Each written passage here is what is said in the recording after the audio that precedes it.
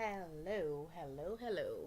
Welcome to the first of a few videos that's going to go through the journal entry process that I would have described in a previous document.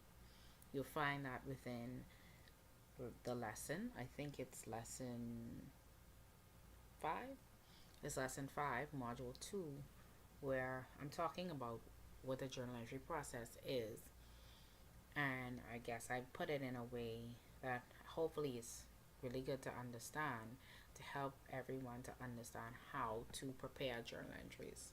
I find that a lot of students have difficulties preparing journal entries because they don't understand what's happening or they don't understand what to do in preparing a journal entry.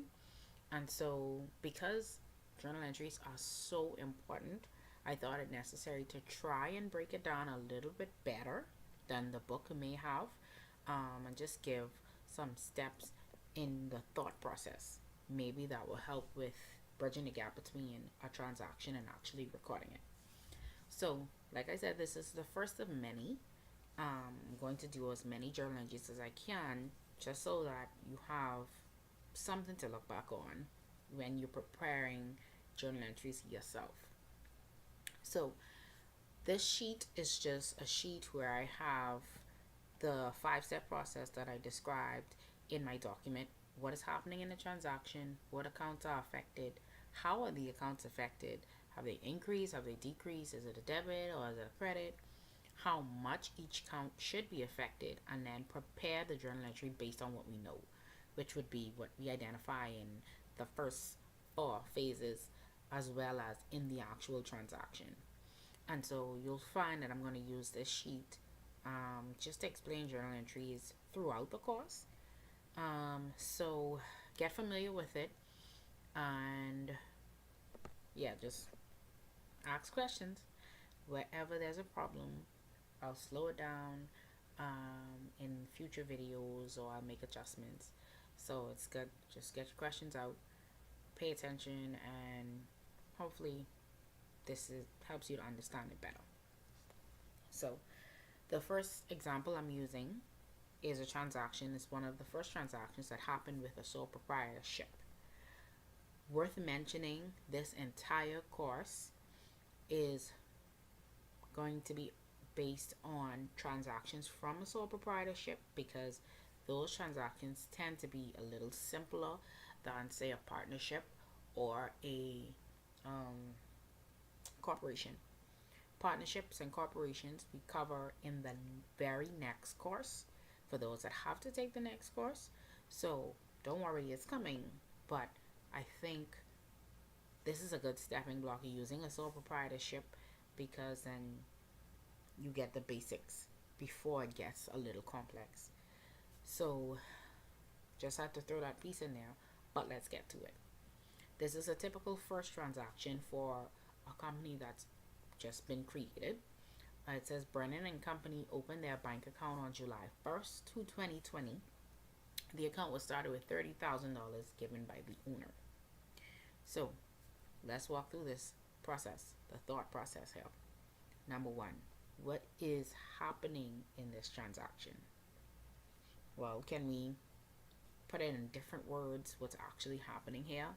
What's happening as it relates to the business, not really the transaction, but what's going on with the business as a result of this transaction? Well, the business now has $30,000 that it can use for operations. So I can put that business has 30K that it can use. Okay, it has 30,000, which it got from the owner. Got the funds from the owner. When we think of the owner giving in funds as a sole proprietorship, what that means is that the owner is making an investment into the company. And so that's really important information to know, because it helps us to know where or which accounts are affected as a result of the transaction. So I got the funds from the owner, and that's put as an investment in the business. Now I put that too because one or two words in this could have completely changed it. If they had said the owner put in $30,000 to be paid back within 5 years or something like that, then there's a difference. Because if we have to pay it back, if it's outright, we have to pay it back, then oftentimes that's considered a loan. But if they don't say it is, then it seems like it's considered to be an investment. And so that's some good tidbits there. So, what accounts are affected? Because we went through the first question already. Two are what accounts are affected. Now, going back to some previous lessons within this very same module, Module 2, we discussed the double entry accounting, which states that with every transaction, there are at least two accounts that are affected.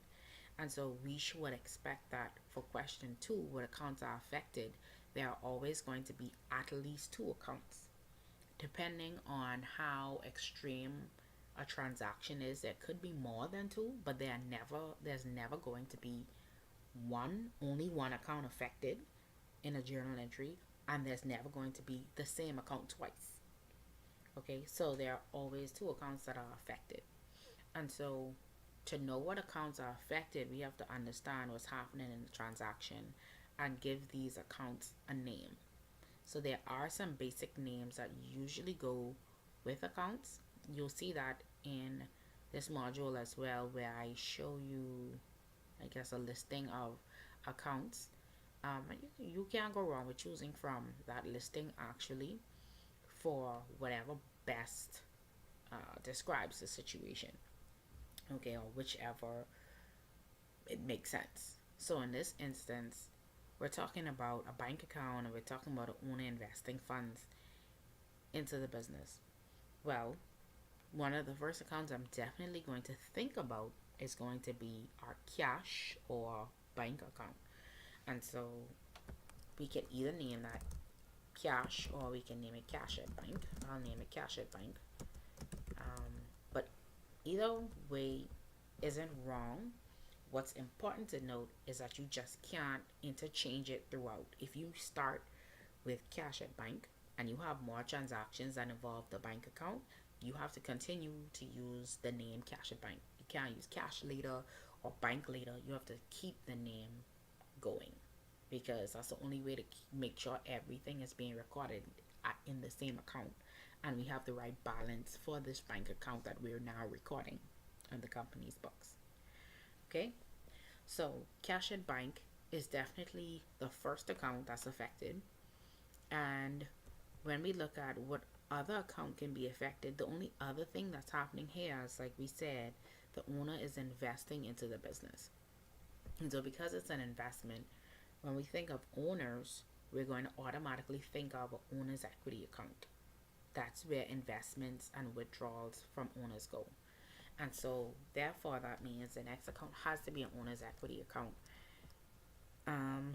Sometimes they don't tell you what to call it, but in the instance of sole proprietorships, what we normally do is we just take the name of the owner. So we're going to assume that Brennan is the owner. So Brennan and then capital. And that's normally how we label owner's equity account for a sole proprietorship. The name of the owner / capital. And so those would be the two accounts that are affected, because nothing else happened other than funds from the owner were given to the business. Only the owner and the business are involved in a transaction, and therefore that's the only thing needed to be recorded. 3, so we're going to look at how are these accounts affected. Have they increased? Have they decreased?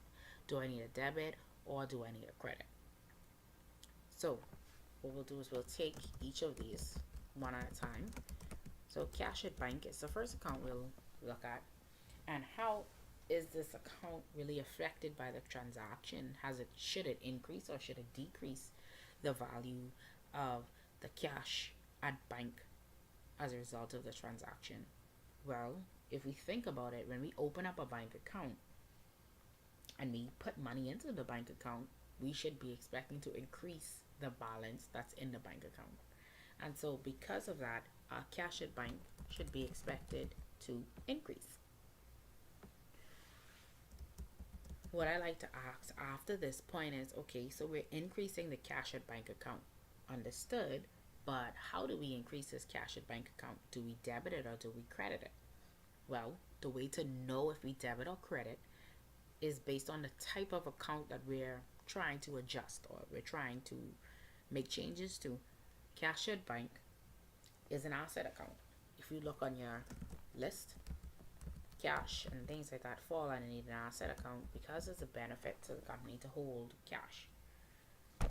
That's always a benefit. It's not a liability. We don't owe anybody anything for this money in the bank account. It's not an owner's equity account. It's definitely not a revenue account. It's not an expense account. And so it falls underneath an asset account. And from there, what we have to ask ourselves is, as an asset account, how do we increase an asset account? Based on some other documents and the text, you'll see that asset accounts are increased by debits and they're decreased with credits. And so as a result of this is telling me that in order to increase this cash at bank account, I have to debit the account. And that's all there is to do for that account. We just now have to do it for the second account, which is Brennan Capital. And Brennan Capital account, what we're going to ask ourselves is, okay, capital accounts normally hold a balance that owners have invested into the company. So the more an owner invests into a company, the more we have to increase that account. And so because this owner is investing these funds into the company, that means that the balance that we are holding as their investment has to increase because they're adding to it. And so therefore, this account is also going to be increased. Now, we don't automatically do the same thing because the two of them are increasing. No, we still have to look at our account, the type of account it is, and what makes it increase. So, Brennan Capital is considered to be an owner's equity account. And so let's put that there, owner's equity account. And to increase owner's equity account, we should know that that's the exact opposite of an asset account. When we're increasing an owner's equity account, we actually credit. And so that means that we have a debit and we now have a credit. What you should strive to make sure there should always be a debit and a credit that follows the laws and the rules of double entry accounting. Every transaction, there's always a debit and a corresponding credit. Always. And that's it for 3. So for number 4, you're going to ask us how much should each account be affected. Well, there's only $1 value within this transaction, which is the $30,000. They didn't say the $30,000 was split into 10 and 20 or anything like that. They just said that they spent $30,000.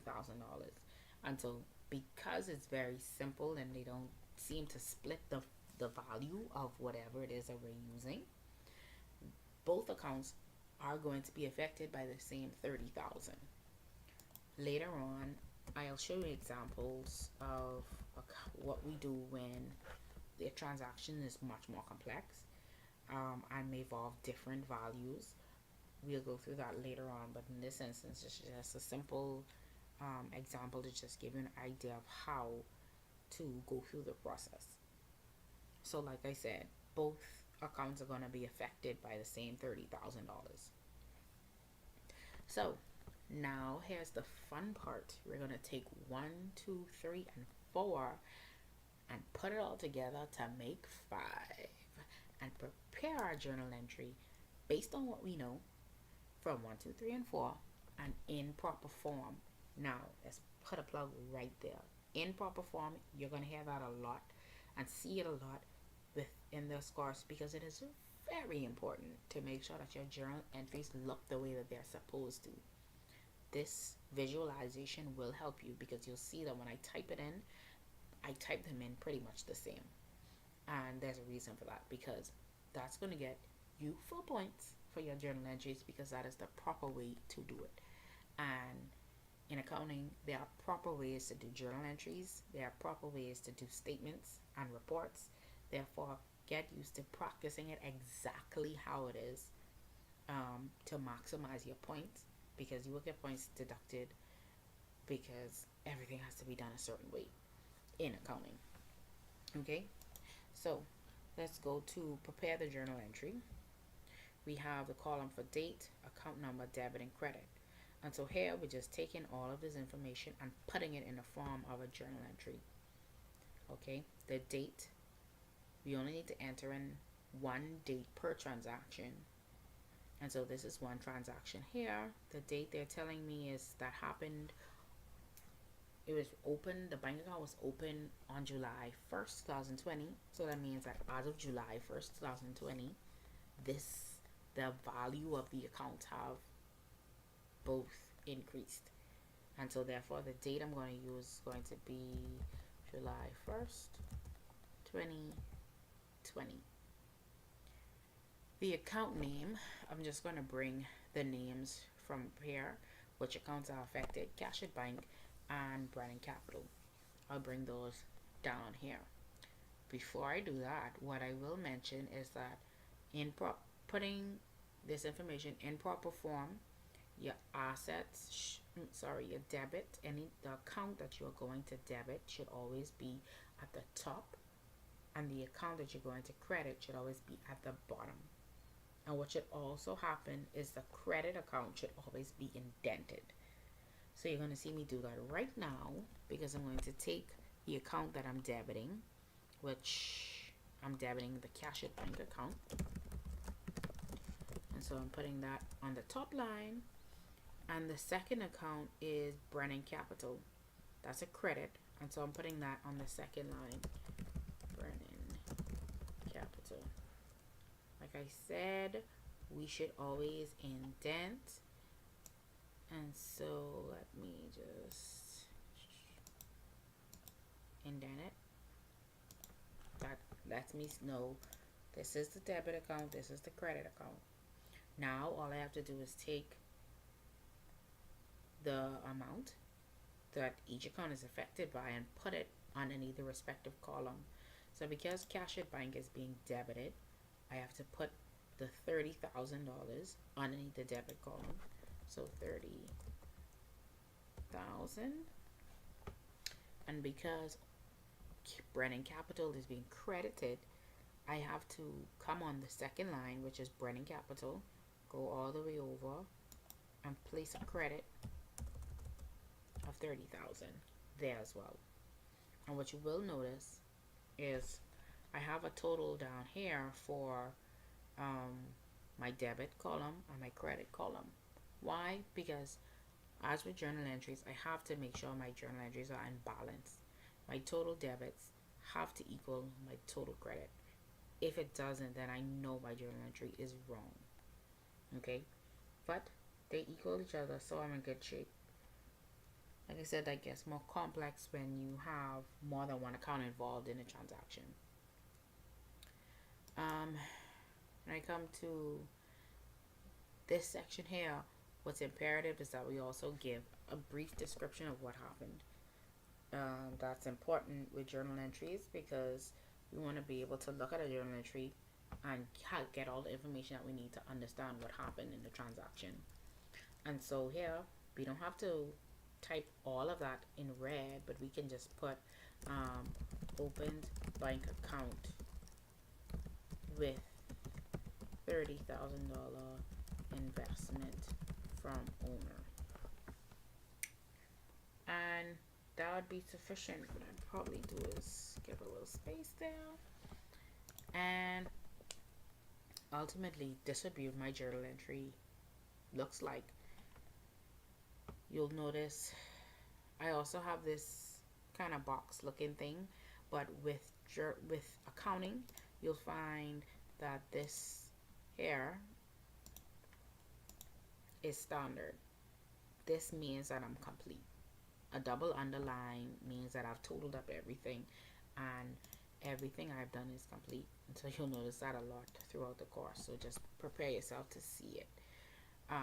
But just to go over it again, what my steps are: I look at my transaction, I follow my 5 questions or my 4 questions, I answer them as best as possible.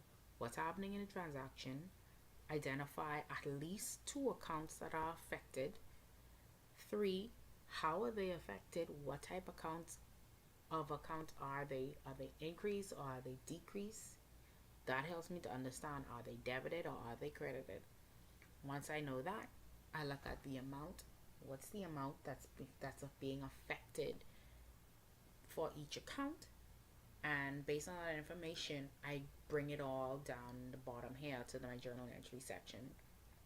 So one, the date is the date that the transaction was done, which it should be the date that is recorded. And then the account names, I take them down from number 2, Cash at Bank, Brennan Capital. Cash at Bank is at the top because it's a debit. I'm debiting that account, and Brennan Capital is at the bottom because I'm crediting it. I indented my credit account like I said I would. The debit amount is going to line up with my debit account. So Cash at Bank, debit, Capital Brennan, credit. And so that's how my things are lined off, and I can tell that my total debits equal my total credits. I give a brief description: open bank account with $30,000 invested from the owner, just to make it simple.